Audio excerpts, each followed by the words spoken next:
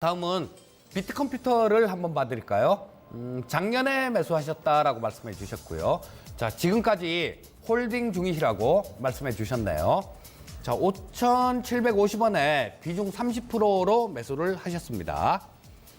자, 이 비트컴퓨터 같은 경우는 그런 거죠. 이 정부 정책하고 좀 관련이 많은 그런 기업이다라고 보셔야 돼요. 뭐냐면, 뭐 병원에 그 의료 통합 정보 솔루션들 뭐 이런 것들도 하고요.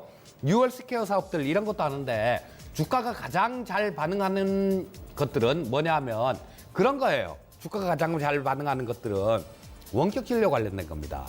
그런데 일본에서는 지금 내년 정도에 2020년 정도까지요.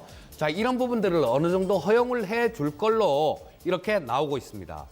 자, 그런데 우리나라 같은 경우는 아직까지 조금 대한의사회나 뭐 이런 데서 조금 그런데 반대에 부딪혀 갖고 이 원격 진료 관련해 갖고 이런 부분들을 제대로 시행을 못 하고 있는 상황이에요.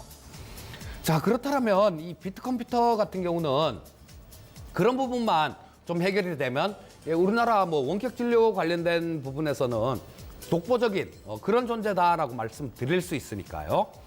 자, 그래서 좀 시간이 필요하다라고 볼 수 있어요. 자, 지금 뭐 이런 부분들이 정부 정책 관련되는 것들인데 언제 어떤 형태로 나올지 그런 부분들은 좀 알 수가 없습니다. 더군다나 지금 같은 경우는 정부 쪽에서 굉장히 산적돼 있는 여러 가지 문제들이 있죠. 뭐 북한 관련돼서 뭐 이것들도 풀어 나가야 될 거고, 최저임금 인상되면서 또 일자리 문제들 이런 부분들도 굉장히 좀 시급한 문제고, 경제도 마찬가지, 우리나라 경기도 마찬가지로 올해 작년보다 훨씬 더 둔화가 될 걸로 뭐 그렇게 예상하고 있고, 자, 지금 이런 쪽을 조금 돌아볼 수 있는 그런 여유가 없다라는 생각이에요. 정부에서도. 그렇기 때문에 시간을 좀 어차피 작년에 매수를 하셨으니까 올해 되신 거니까요.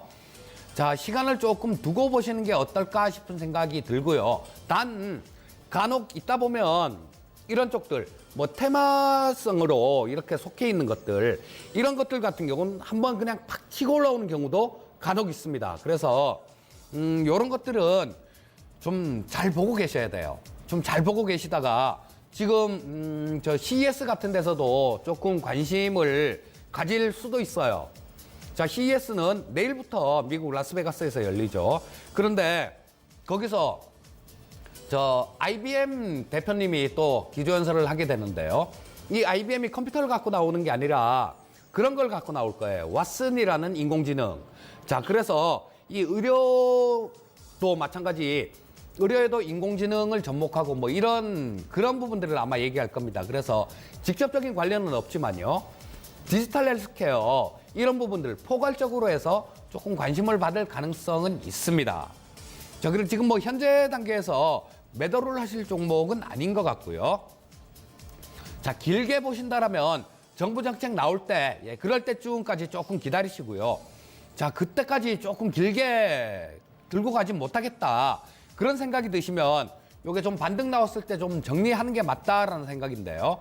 일단 1차로는 5,700원 이상 정도, 그쯤에서는 조금 저항이 있는 것 같아요.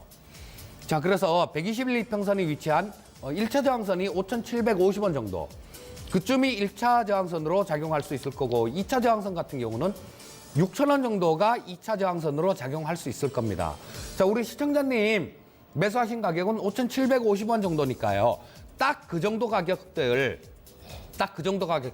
그쯤에서는 저항을 받을 수도 있다라는 생각이에요. 자, 그래서 지금 비중 30%를 다 들고 가시기에는 조금 오래 가시지 못하실 것 같고요.